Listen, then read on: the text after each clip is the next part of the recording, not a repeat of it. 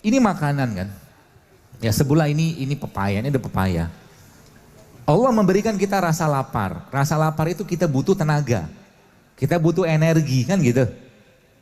Kita butuh tenaga, kita butuh energi ketika lapar. Dan harusnya ketika kita mengasup sesuatu, which is itu makanan, harusnya kita bertenaga. Sekarang saya tanya, kenapa banyak orang sekarang habis makan ngantuk? Bukan kekenyangan loh. Karena yang dimakan sudah tidak bisa diolah oleh badan dengan baik. Badannya nggak bisa ngolah dengan baik. Kalau Anda makan, maaf misalkan nasi padang ya. Saya bukan anti nasi padang, tapi memang jarang makan nasi padang. Ya, kalau makan nasi padang makan lauknya doang. Itu pun ayam pop. Makan nasi padang tuh paling baik caranya begini. Anda minum air putih 2-3 gelas. Habis itu minta sayur yang banyak. Habis itu minta buah, habis itu kenyang kan? Nah, keluar dari rumah padang. Aman. Ya. Kenapa Anda orang makan nasi bersantan segala macam tadi itu mengantuk, tapi kenapa Anda makan rujak tidak mengantuk? Kenapa? Beda kan, coba lihat. Karena memang sang rujak tadi masih banyak enzimnya. Masih banyak mineralnya. Masih utuh, masih baik gitu kan. Jadi tubuh tuh ketika dapat itu tuh kayak happy dia. Yang kita kenal dengan prebiotik seperti itulah. Ya, prebiotik dapat dari mana? Dari beliau-beliau ini nih prebiotik. Itu prebiotik semua. Maka sebenarnya dari situ kita belajar. Belajar sederhananya gini Pak Bu. Tubuh kita itu sekarang atau gigi kita itu sebenarnya lebih cocok untuk lebih banyak makan sayur dan buah. Kenapa? Karena gigi kita taringnya cuma 4 kan? Taring kita cuma 4. Taring itu fungsinya untuk protein protein hewan, daging-dagingan. 28 gigi kita kebanyakan gigi seri dan gigi geraham. Gigi seri sama gigi geraham kebanyakan urusannya mencampur, mengolah, mengaduk gitu kan yang berupa sumber-sumber nabati. Jadi 85% tubuh kita ini kalau mau sehat mulai sekarang, kalau saya saran sih ya, kurangilah salah satunya daging. Lebih banyak makan sayur sama buah. Kenapa? Karena gigi kita 4 cuman taringnya, kecuali gigi Anda taring semua. Kalau giginya taring semua maka jadilah macan, singa kan. Makan daging terus tiap hari kan. Tapi setahun sekali, saya dapat videonya itu, setahun sekali harimau akan pergi ke hutan untuk mencari rumput, makan rumput ya. Untuk bersih-bersih. Ada videonya. Ya begitu emang. Allah tuh udah jadi kita tuh diberi insting sebenarnya. Dan sebenarnya orang tua kita zaman dulu udah mencontohkan. Ya, sudah mencontohkan itu semua. Sehingga orang tua zaman dulu relatif yang edisi-edisi lama ini mereka tidak sakit-sakitan kayak kita. Kenapa? Mereka tidak tersentuh dengan ayam goreng cepat saji. Mereka tidak tersentuh dengan pizza. Mereka tidak tersentuh dengan ayah saya umurnya 82 tahun. Sampai sekarang mungkin nggak pernah makan pizza. Nugget gitu nggak bisa. Dia makan alami semua. Kalau mau makan masak, makan habiskan selesai. Itu kan pola itu kan. Ya, orang tua kita zaman dulu. Kenapa orang tua zaman dulu nggak kena DM, nggak kencing manis kayak sekarang? Karena zaman dulu orang minum teh tawar. Betul nggak? Orang minum zaman dulu kopinya pahit. Pagi-pagi mereka sudah pakai minyak nggak? Enggak, ubinya direbus, singkong direbus, kacang direbus. Sedangkan minyak goreng kita makan zaman sekarang itu ketika digoreng, udah minyak gorengnya minyak sawit, digoreng teroksidasi, lemak lengket nempel di pembuluh darah.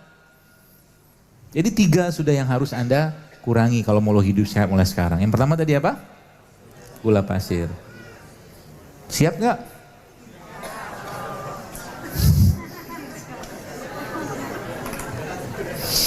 Pak Bu, saya tanya, Anda pengen nanti, kita semua kan akan mati kan? Mati kita itu mati yang gampang atau mati nyusahin keluarga? Mati gampang kan? Mati gampang itu salah satunya, selain husnul khotimah udah wajib lah itu kita doakan, minta. Salah satu cara mati gampang tuh mati tanpa penyakit, ya jangan nyampahin badan. Jangan nyampahin badan. Mungkin lihat, saya sekarang lihat beberapa teman-teman saya itu Masya Allah yang kena kanker banyak, yang kena darah tinggi banyak. Gara-gara apa? Gara-gara tidak mau ngubah isi piring, selesai. Kan gak mau isi piring diubahnya.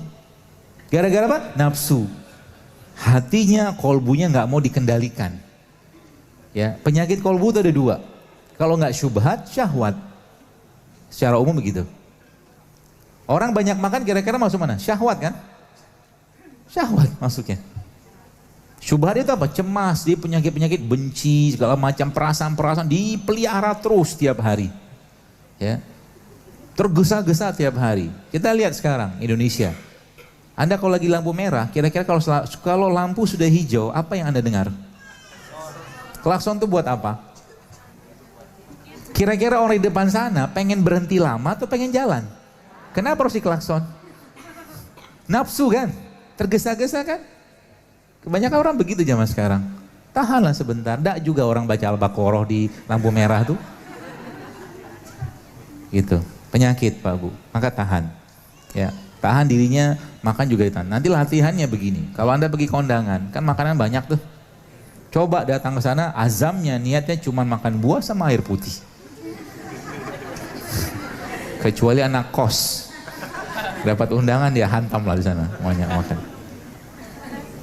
Kenapa? Karena lapar adalah elemen disiplin pertama kita. Kalau kita bisa ngontrol lapar, kita bisa ngontrol sabar, ngontrol marah, ngontrol yang lain. Itu kata kuncinya. Kalau orang udah nggak bisa ngontrol laparnya, dia akan banyak urusan yang lain yang tidak terkontrol. Ya. Dan nanti kendalikan apa yang dilihat. Ya, kalau Anda atau Bapak Ibu sekalian masih berbinar-binar matanya melihat abang gorengan, abang bakso, abang cireng, abang cilok gitu kan. Berbinar-binar tuh maksudnya happy banget gitu kan. Ada nggak beres di perutnya. Kenapa? Karena otak kita ini ada 3. Sains yang menjelaskan bahwa otak kita ada 3. Otak di sini, otak di perut, sama otak di sini. Pengendali dia nih. Jadi lapar itu bukan di perut tapi di sini. Ini yang mengendalikan ini. Seorang mukmin itu gitu. Ya, jadi lapar itu ada di otak sini sebenarnya yang mengendalikan ini. Tapi sensasi moodnya ada di perut. Maka semakin banyak makanan alami yang Anda makan, whole food, real food, maka akan semakin bahagia Anda. Jadi kalau teman kita lagi baperan, lagi nggak mood, ajak dia makan buah dan sayuran. Serius. Ya ajak rujak. Serius. Kenapa? Karena makanan mempengaruhi mood. Sekarang saya tanya, ini bukan ngomongin jeleknya orang ya. Kalau Anda menginjak kaki orang Jawa Barat, keinjak, kira-kira dia bilang apa? Punten gitu kan, ini kaki saya gitu. Kalau Anda nginjak kaki orang, mungkin Makassar gitu kan, beda nggak? Beda, bukan orang Makassar jahat, bukan. Tapi memang karakter begitu dari makanan, kan beda kan makanannya kan? Yang satu makan sayur, daun-daun, yang satu makan konro. Ya begitu kan? Gak salah, mereka tetap baik, tapi memang karakter itu begitu. Jadi makanan itu mempengaruhi perilaku. Berulang kali saya sampaikan. Kalau mau dapat perilaku yang baik, makan yang baik.